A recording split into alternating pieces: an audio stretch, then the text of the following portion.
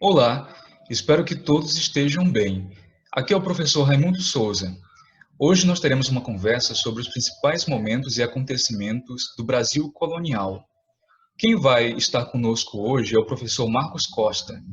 Ele que é professor de História do Brasil no Seminário Menor de Caxias, formado em História pela Universidade Estadual do Maranhão e pós-graduando em História do Brasil pelo Instituto de Ensino Superior Franciscano.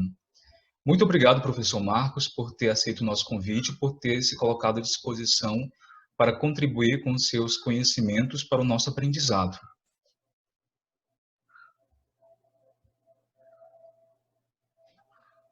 Certo, eu agradeço o convite, né, do professor Raimundo Souza por essa palestra, né, porque sempre é bom a gente estar apresentando outros olhares acerca do próprio Brasil e do nosso Brasil, né, a história do nosso país. Então, sempre é bom e pertinente levantar tais discussões. E, certo, como a própria apresentação ela vem dizendo, né, a temática é Brasil colonial, a própria administração na América Portuguesa. Né? Sempre quando a gente trabalha essa ideia de colonialismo, essa ideia de administração, né? Muitos autores eles trazem nos livros didáticos uma discussão voltada pertinentemente apenas para a economia e a política. Claro que o Brasil colonial ele vai ser fundamentalmente colocado dentro desses dois teores, né? Que é a economia e a política. São fatores predominantes durante toda a história do Brasil colonial. Mas, por outro lado, a gente consegue enxergar e perceber que existiram e existem novos e outros fatores que são capazes de distinguir a história do Brasil colonial em diferentes vertentes, a não ser a economia e a política.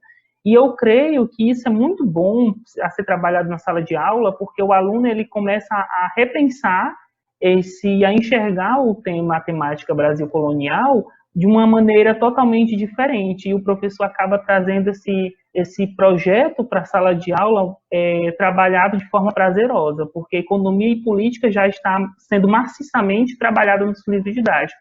Mas o Brasil colonial ele vai além disso. Ele tem a religião, ele tem a cultura, ele tem a alimentação, ele tem a natureza, né? As experiências. Então, esse é o Brasil colonial enxergado por dentro, né? De quem, de fato, começa a perceber os novos caminhos. Pode estar passando a apresentação.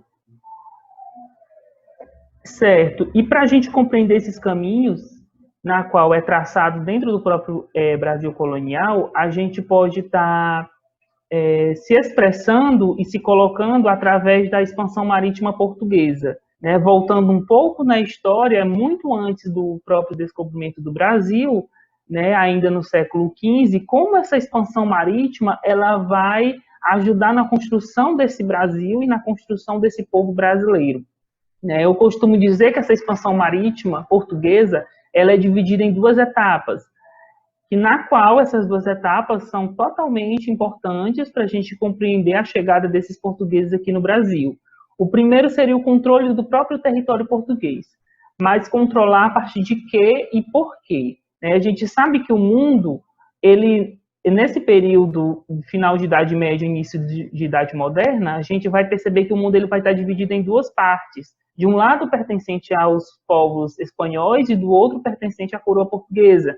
Né, isso na visão da igreja. Então, todo o território descoberto pelos portugueses pertencia a Portugal e todo o território descoberto pelos espanhóis, de fato, pertencia à coroa espanhola. E nisso, a gente vai perceber esse controle, a tentativa de controlar os territórios. Né? Portugal, a todo momento, ele vai tentar controlar, ele vai levando embarcações, expandindo as suas navegações dentro dos seus territórios, e, claro, nessa tentativa de não deixar que outros povos, outros invasores, que tipo de invasores? Os franceses, os ingleses lá da Inglaterra, os holandeses, que também queriam controlar o seu território, mas também expandir o seu poder, né? Portugal não vai deixar que esses povos todos cheguem e adentrem esses territórios. Então, é um primeiro fator predominante para a expansão marítima portuguesa, é o controle do território português. através de suas colônias, tanto no Brasil, aqui na América do Sul, quanto também na África, né, em algumas colônias africanas. O segundo momento da expansão marítima eu costumo situar através das reformas religiosas, que foi um importante fator que condicionou a chegada desses portugueses também e praticamente a construção cultural do Brasil. A reforma religiosa, a gente sabe que ela vai estar bastante expandida no século XV e XVI lá na Europa, e a todo vapor os protestantes, levantando ideias novas a respeito da Igreja Católica, até então o único poder predominante, eles vão tentar a todo custo fazer novas ideias e transformar aquela realidade. E claro, não só a realidade da Europa, mas trazendo também para as colônias na qual a Europa era dona.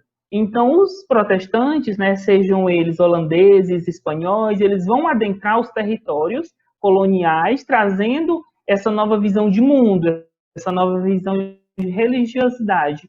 E a igreja, claro, ela não vai deixar isso barato, ela não vai deixar isso por si só.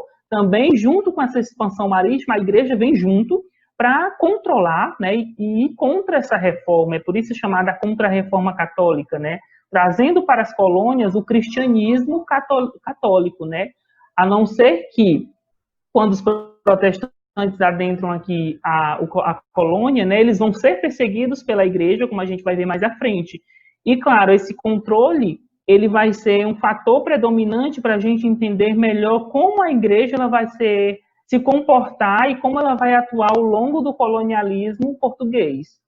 Pode estar passando a apresentação. Nisso, com a chegada da igreja no Brasil, a gente vai se deparar com a Companhia de Jesus e suas missões. A Companhia de Jesus era um grupo de padres católicos, designado pela Igreja Católica, a adentrar as áreas coloniais dos países europeus, para levar a catequese aos primeiros povos indígenas, que eram os povos americanos, aqui a atual América do Sul. Então, esses padres católicos, chamados de jesuítas, eles vão trabalhar com esse objetivo, primeiro de catequizar esses indígenas, Já que esses indígenas, eles não tinham Deus na visão da igreja, eles não tinham uma religião, era preciso catequizar, era preciso usar da pedagogia da igreja para ensinar essa nova religião a esses povos. E depois cristianizar, era preciso transformá-los em cristãos, já que todo o povo europeu era cristão, católico, então era preciso cristianizar dentro da religião católica. E, por outro lado, a chegada dos protestantes vai também influenciar os jesuítas dentro do Brasil. Vai vir vários padres para cá, para o Brasil, em diversas partes da colônia, para levantar esses objetivos. E, por último, lucrar. A igreja, ela de toda forma, ela vai estar lucrando com essa expansão marítima. Querendo ou não, ela não vai só estar fazendo o papel de educadora, de educar, de ensinar os indígenas, ou de trazer eles para a religião católica, mas ela também vai estar lucrando.